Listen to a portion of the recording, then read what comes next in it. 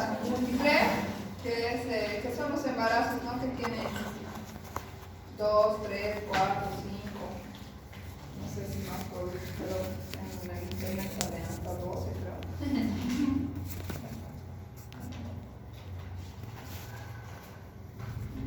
Bien, entonces, chicos, el embarazo gemelar o múltiple es una de las causas que da alto riesgo, ¿no?, en complicaciones, porque como saben, el útero se distiende mucho más, entonces eso puede terminar, por ejemplo, en una atonía uterina, en que el útero no logre contraerse.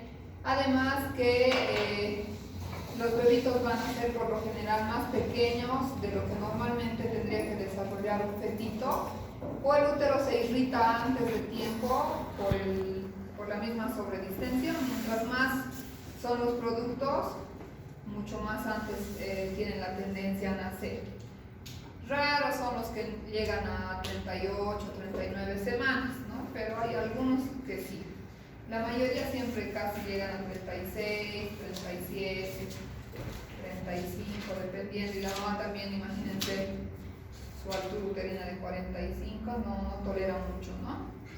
Entonces, el desarrollo simultáneo de 2 o más fetos en la cavidad uterina puede deberse a la fecundación de varios ovocitos. Los ovocitos son las células maternas, ¿no?, o la fecundación de un ovocito con su consecuente división. Puede ser que se fecunden 2 o 3 óvulos con 2 o 3 espermatozoides, o puede ser que solo un espermatozoide y un óvulo se junten y se dividan por división celular, que vamos a ver cómo se produce, y den lugar a embarazos múltiples. Entonces, es el embarazo múltiple en el que coexisten 2 o más fetos en la cavidad uterina. Les decía que es una de las condiciones de más alto riesgo, y estos se van a clasificar de acuerdo a la cigosidad, en monocigotos o disigóticos, o sea, si es un óvulo o son 2, ¿no? De acuerdo al número, en gemelares pueden ser dobles, triples, cuádruples, quíntuples. Los que son los de ya más números son los de alto orden fetal, y que por lo general no son el resultado de un embarazo natural.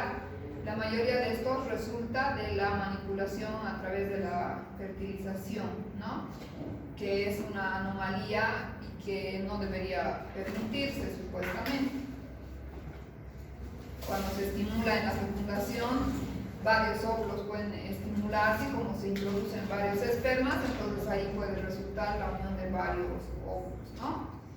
Entonces ahí pueden ver una imagen donde se ve un embarazo gemelar, y pueden tener diferentes también posiciones, ¿no?, o presentaciones. Hay una variedad que vamos a ver igual en las otras diapositivas. Del 1 al 3% de todos los embarazos pueden ser gemelares o múltiples, y tienen un 12% aproximadamente de mortalidad perinatal, o sea, cerca al nacimiento o después del nacimiento, por lo que son prematuros y de bajo peso. Aumenta 10 veces más en relación con los embarazos únicos, y el 83% de los embarazos gemelares pueden tener complicaciones, comparados con el 32% cuando los fetos son únicos. Entonces ahí vemos que la mayoría de los embarazos van a ser disigóticos, ¿no?, y solamente un tercio van a ser los monocigóticos, 3.5 de cada 1000 nacimientos, y los que más se complican van a ser los monocigóticos, como vamos a ver, porque comparten una sola bolsa. Entonces esos son los que más se complican por diferentes patologías que se pueden presentar en estos bebés. Entre las características, se presenta más en las edades, las mujeres mayores, pueden ver de 37 a 40 años, es más frecuente. Esto debido a que ya hay un desorden hormonal que puede estimular 2 o más óvulos durante un ciclo menstrual, porque ya está casi al final. Entonces eso se altera un poco más, y es por eso que la mayoría a veces de los embarazos gemelares naturales se presentan en estas edades. Más en multíparas, en la raza negra, depende mucho igual del estado nutricional y, como les decía, muchos de esos embarazos van a ser producto de la reproducción asistida, la fertilización in vitro, la inseminación, ¿no? Que no controla tanto cuántos óvulos van a madurar o fecundarse durante el ciclo de fecundación. Las principales complicaciones pueden deberse a la prematurez. 15% de los embarazos múltiples nace antes de las 37 semanas y el 21% incluso puede nacer antes de las 32 semanas. Eso se relaciona con que va a tener unos pulmones, cerebro y todas las estructuras menos desarrolladas, ¿no? O inmaduras. También histórico familiar tiene influencia. ¿cómo? Y hay personas de la familia que ya tienen influencia. Hay más, sí, hay probabilidad genética de que sí. Una vez yo tenía mirado una reportaje en Brasil que tiene una ciudad de que la mayoría son géneros, son de familias que En una familia varios. sí. Sí, igual yo tengo una tía que no podía embarazarse, se hizo un tratamiento de fertilidad, tuvo gemelos y al siguiente natural otra vez tuvo gemelos. Ya tiene 5 hijos. Entonces sí puede haber, ¿no? Más que todo dice que existe una predisposición genética materna. O sea que si los familiares de la mamá, de nuestras mamás tienen gemelos, lo más probable es que también podamos llegar, ¿no? Y no es que en cada generación, por las leyes de la genética, generalmente a la tercera o cuarta generación, sí se hace evidente, ¿no? la influencia genética. Entonces les decía que también van a tener bajo peso porque el espacio pequeño tampoco les permite desarrollarse mucho estos bebitos y el 21% tiene pesos menores a 2.500 y vean que el 25% tiene incluso menos de un kilito y medio.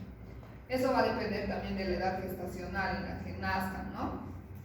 Y la muerte neonatal va a ser 7 veces más en embarazos dobles y 20 veces más en embarazos triples, porque obviamente son más pequeños y más prematuros.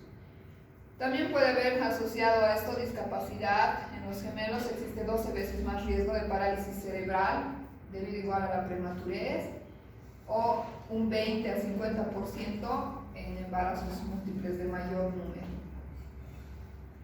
Entonces ahí pueden ver la comparación en esta tablita de embarazos únicos y embarazos gemelares de alto grado, que existe más tasas de complicación en los embarazos múltiples, ¿no? Que en los embarazos únicos, ya sea por distrés respiratorio, prematurez, malformaciones, son mucho mayores.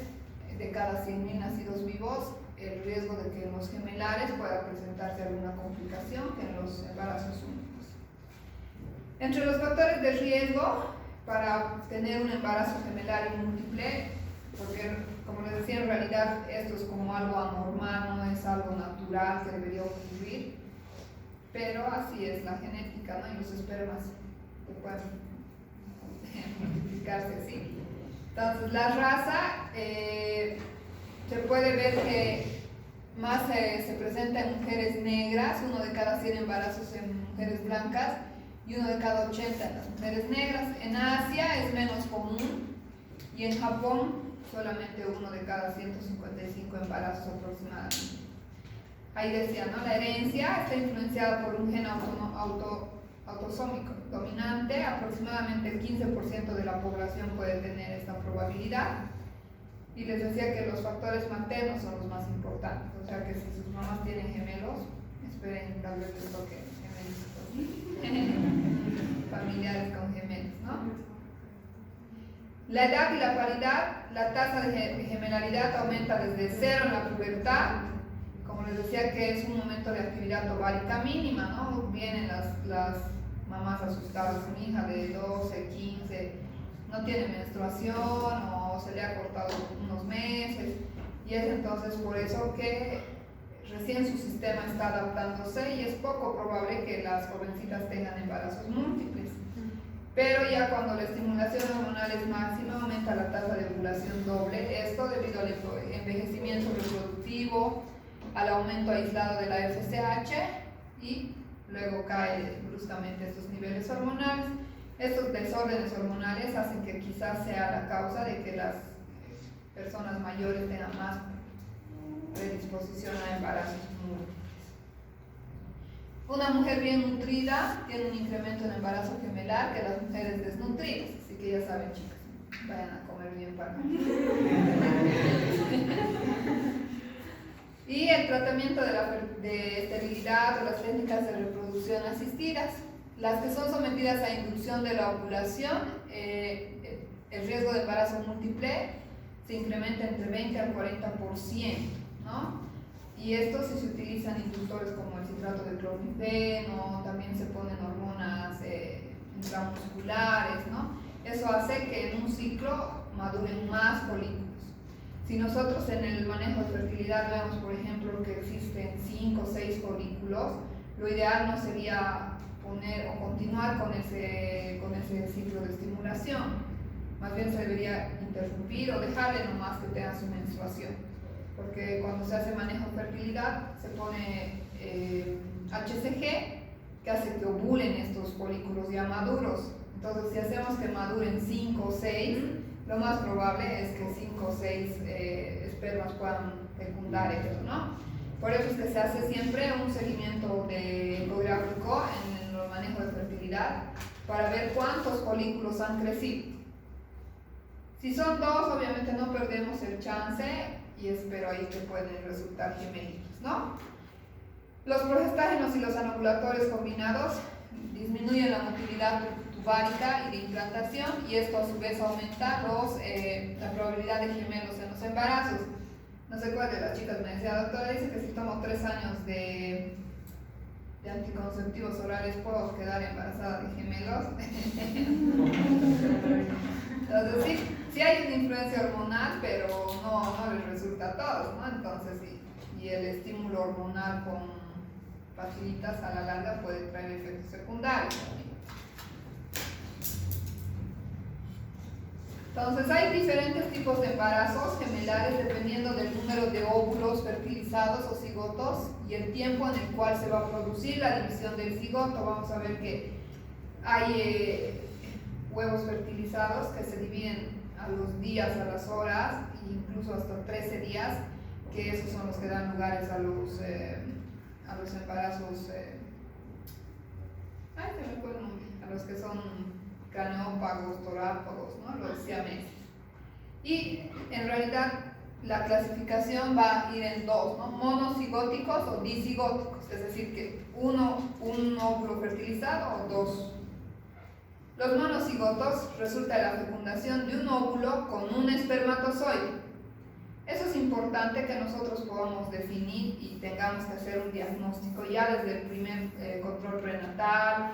Cuando le hacemos la primera ecografía, ya hay características ecográficas que nos permiten ver si son 2 o es solo 1. Entonces, cuando resulta de la fecundación de un óvulo con un espermatozoide, estos tienen la misma información genética, son del mismo sexo, son idénticos o gemelos y representan el 33%.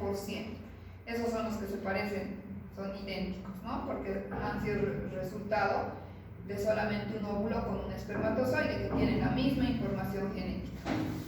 Y los disigóticos resulta de la fecundación de 2 óvulos y 2 espermatozoides, o sea, son hermanitos pero diferentes especies. Tienen una composición genética diferente, cada gemelo posee su propia placenta, sus membranas ovulares y representa la mayoría de los embarazos múltiples, el 66%. Entonces ahí vemos, se va a dividir en monocigoto y disigótico, ¿no?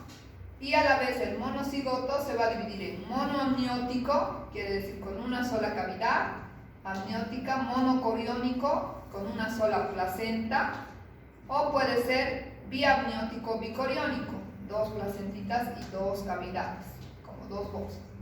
Y el disigótico siempre va a ser biamniótico y bicoriónico, porque cada uno tenía su formación propia, ¿no? Con su óvulo y su espermatozoide. Entonces ahí vemos que el bicorial biamniótica o bicorial biamniótico representa el 30%, se divide después de la fecundación, después de que se ha unido el óvulo con el esperma a las 72 horas y da lugar a 2 placentas y 2 sacos amnióticos. La monocorial biamniótica, que es la mayoría en los gemelos monocigotos, estamos hablando de esto, ¿no? Cuando se ha unido uno y uno, da lugar a la división entre el día 4 y 8 después de la fecundación, dando lugar a una placenta y 2 sacos amnióticos. Ahorita vamos a ver en imágenes para que puedan ubicarse, pero y monocorial, monoamniótica en un solo 5% cuando se divide pasados los 8 días de la fecundación, da lugar a una placenta y un saco amniótico. Y los siameses, les decía, cuando se dividen más tardíamente, después de los 13 días de fecundación, y es muy raro, ¿no? Poco frecuente, pero que también existe. Han debido escuchar o ver alguna vez, no sé, en la tele, que comparten algún órgano. Esos son los siameses. Entonces ahí está, se une un esperma con un óvulo y puede dar lugar a la formación de 2 sacos y 2 placentas. El bicorial biamniótico tienen su división y cada uno es independiente. Esos casi no comparten mucho ni se complican mucho porque cada uno está en su espacio. El monocorial biamniótico, que tiene una sola placenta y 2 cavidades, en ese puede haber, ¿no? Quizás alguno de ellos recibe más sangre porque solamente tiene una placenta, pero los que más se complican son los monocoriales monoamnióticos porque están ahí en conexión, a veces se enredan, le aprieta el cordón al otro, no con su mano, ¿no? Sino hacer un nudo, uno se puede morir, hay más riesgo de transfusión fetofetal. ¿Han escuchado del síndrome de transfusión fetofetal? Uno es el donante y el otro es el receptor, porque existen anastomosis, vamos a averiguar más adelante, comuniones entre los vasos de los dos, y uno se lleva toda la sangre del otro, y el otro queda más chiquito, más flaquito, se restringe, incluso puede morir, ¿no? Entonces ese es el riesgo de esos. El más riesgoso sería el monocorial monoamniótico. Esa es pregunta de examen. Entonces, ¿cómo se puede manipular? Se puede. O sea, ahí hay técnicas ahora de cirugías fetales que lo que se hace es con un láser cortar estas uniones arteriovenosas y cada uno ya tiene su sangre que necesita, ¿no? Ya se puede. Antes de ánimo se moría un hito. Incluso hay embarazos múltiples naturales que no se han hecho muchos controles, ¿no? En los que uno queda así como una momia, un papirazo, como un fetito pequeño, y el otro continúa su desarrollo y llega a nacer. No significa que uno se haya muerto, el otro no va a poder desarrollar, ¿no? De los disigóticos, 2/3 de todos los embarazos gemelares habíamos dicho que son disigóticos. Resulta de la fecundación de 2 óvulos con 2 espermatozoides. Estos tienen diferente material genético, pueden ser del mismo o de distinto sexo, pero no son idénticos, o sea, no es que se vayan a parecer tal cual, ¿no? Y en estos siempre van a tener, o siempre van a ser bicoriales biamnióticos, con 2 placentas y 2 bolsas. Entonces ahí tienen que ustedes saber esa diferenciación, que los monocigóticos, que son de un óvulo y un esperma, pueden tener diferente clasificación o división celular. Y los disigóticos, cada uno con su bolsita y sus placentas.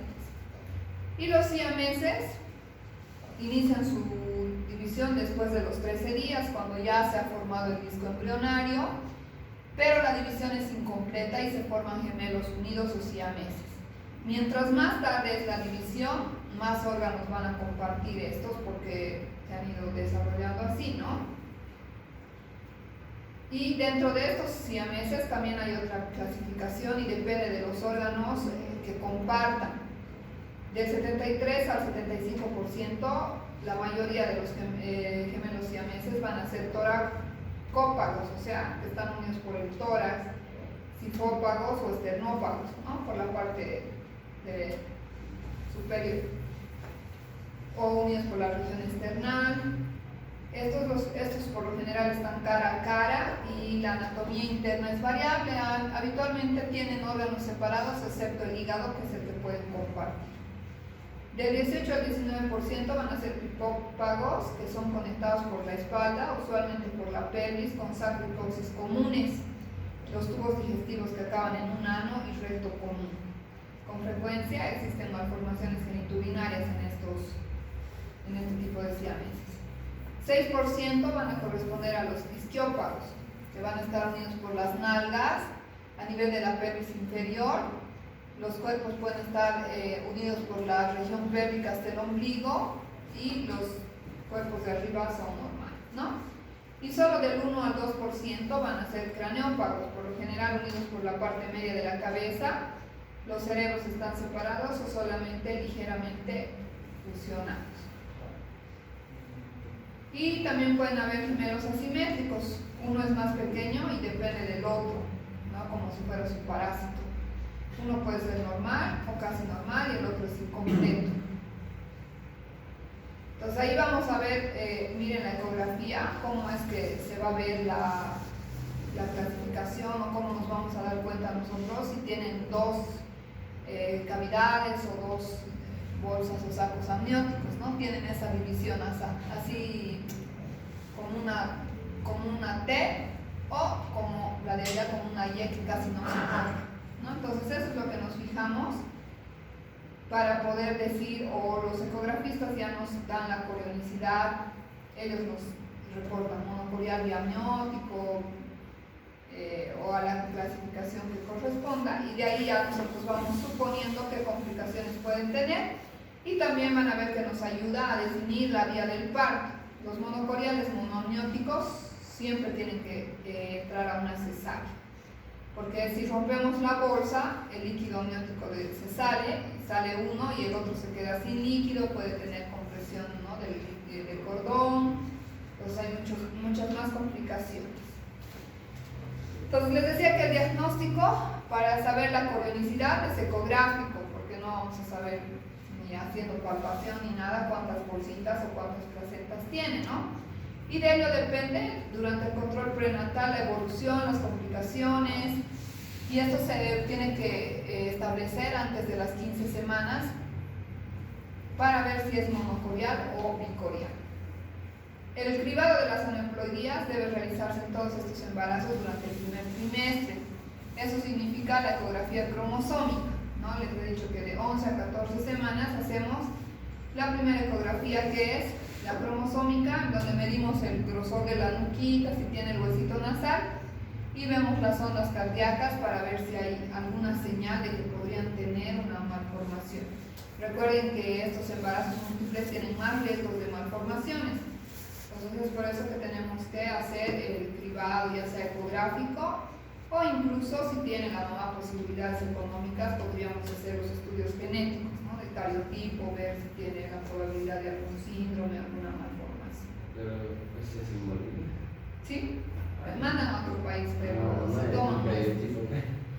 toman muestras, pero cuesta más o menos $1000, ya sea de líquido amniótico o de sangre materna. Se puede mandar. Y en unos 10 días ya tienes el resultado. Así que sí se puede hacer, ¿no? Para el diagnóstico nos sirve la ecografía para poder definir si es cuántas cavidades, cuántos sacos.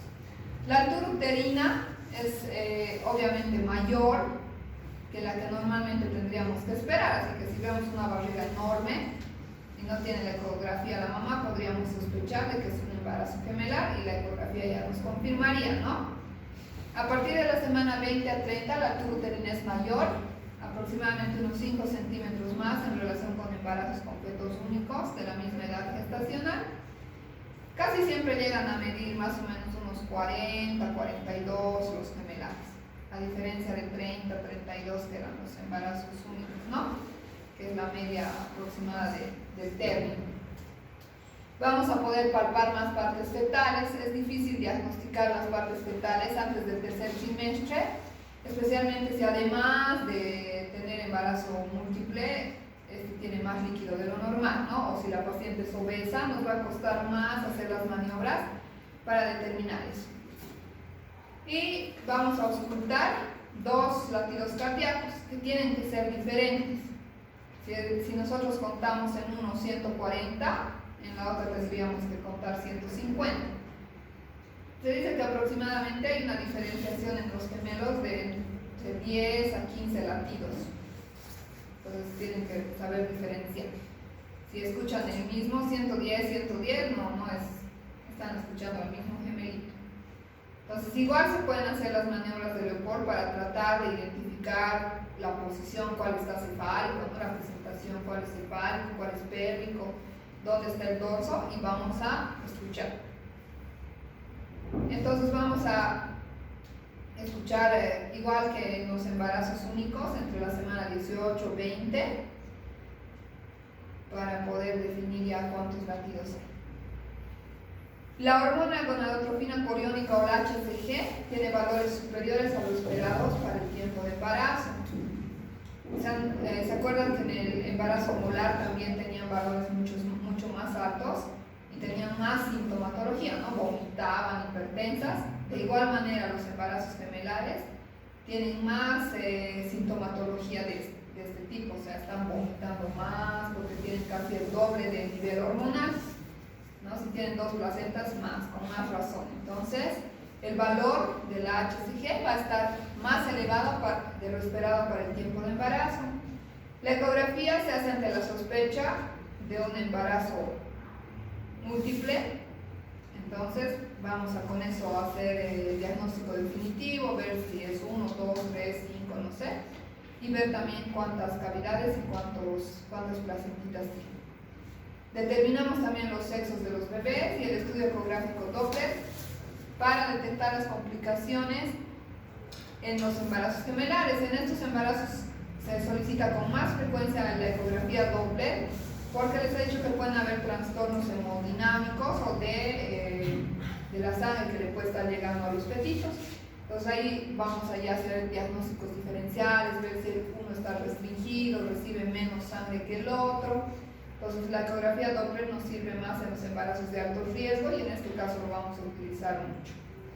Y les decía que va a haber exageración de los síntomas simpáticos, ¿no? Es decir, que va a haber una hiperemesis, la mamá va a estar vomitando con más frecuencia. Para los exámenes complementarios que vamos a solicitar, chicos, igual que para un embarazo normal, vamos a pedir hemograma completo, grupo sanguíneo, glicemia, sífilis, chagas, toxoplasmosis, VIH, pruebas de coagulación, ¿no? Examen de orina, cultivo. Y en las ecografías, de igual manera, vamos a hacer casi el mismo esquema que para los embarazos únicos: la ecografía cromosómica, la ecografía morfológica entre 20 y 24 semanas, Doppler si es necesario, si sospechamos, y especialmente si son monocoriales monoamnióticos. Vamos a hacer las cardiotocografías en esos aparatitos que les he dicho que se conectan. Esos vienen con 2 transductores, entonces al mismo tiempo podemos hacer 2 trazos, ¿no? Arriba, abajo y de la dinámica uterina. Y ver si es que quizás hayan señales de un sufrimiento en alguno de los 2 petitos o en ninguno. Podemos también confundirlos. Quizás la paciente tiene un abdomen de 40 centímetros pero tiene mucho líquido o es una mola. Entonces tenemos que hacer diagnósticos diferenciales de los gemelares con los embarazos múltiples, ¿no? Trillizos, cuatrillizos. También la vejiga puede distenderse o tener un globo vesical y hacer parecer que fuera más grande el embarazo. A veces llegan pacientes así con unas barrigas, por apurado subimos gemelar, solo sale uno. O único macrosómico y salen 2. Entonces, si no tenemos la ecografía en el momento, podemos confundirnos con mucha frecuencia. Cuando la fecha de la última menstruación es dudosa, ¿no? La mamá puede decir que ya es de término, pero resulta que son 2 chiquititos pretérminos. Si hay poligramios, mola, miomas de gran tamaño que pueden hacer aumentar igual el tamaño uterino. Si hay una masa anexial en contacto íntimo con el útero, hace que aumente la altura uterina. Y la macrosomía fetal cuando los petitos son grandes. Entre las complicaciones maternas, les había dicho que aumenta 3 a 7 veces en relación con embarazos únicos. Pueden haber más riesgo de trastornos hipertensivos del embarazo, o sea, el aumento de la presión arterial. puede haber más riesgo de desprendimiento placentario o de PPNI o abrupto placentario en un 3% mayor que los embarazos únicos, porque hay una sobredistensión. Sale un gemelo, especialmente esto puede ocurrir cuando es un parto, ¿no? Sale uno, baja la presión intrauterina y se puede desprender la placenta con un reflejo o una contracción muy brusca, y el segundo entra en un sufrimiento, ¿no? Pero si ya es casi al momento del expulsivo, no hay mucho problema. También puede haber ruptura de membranas, sepsis secundaria, si es que distiende demasiado las membranas y se rompen. Más riesgo de anemia en un 2.5%, amenaza de parto pretérmino, y de la mamá, lo que le afectaría directamente va a ser una hemorragia postparto. El útero, cuando se distiende mucho, a veces no tiene esa capacidad de volver a contraerse, y también el hecho de que si son mamás gestantes añosas de 40, 39, no sé, un poquito más, el músculo ya está más distendido, igual se ha tenido varios embarazos, entonces ya no, las fibras musculares ya no tienen esa posibilidad de contracción. Entonces tenemos que nosotros ya pensar y tomar las medidas necesarias incluso antes del parto o la cesárea.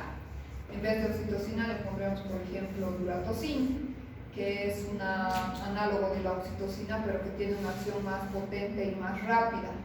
Entonces, si es gemelar y le vamos a operar, mejor pedimos, o si hay en una clínica o le mandamos a comprar, el duratocina, así se llama su nombre comercial, es la carbetocina, que es un medicamento análogo de la oxitocina, ¿no? Para que contraiga mucho mejor. Entonces, la mortalidad puede variar entre un 47 a 120 por 1000 nacidos vivos, especialmente si son mientras más pretérminos, mucho más. Los monoamnióticos, la mortalidad es del 50%, por todas estas complicaciones que les digo.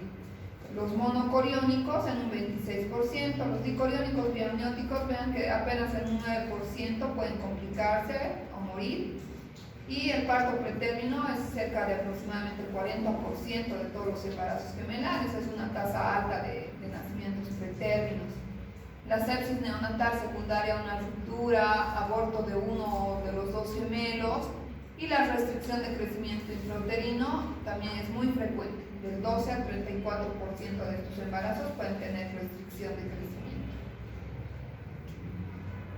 Entre las complicaciones también del desarrollo, durante el desarrollo del parto, puede haber más riesgo de traumas, ¿no? Si es que decidimos un parto natural, puede haber una distocia de presentación, algo que complique, o que uno salga y el otro se retenga, especialmente si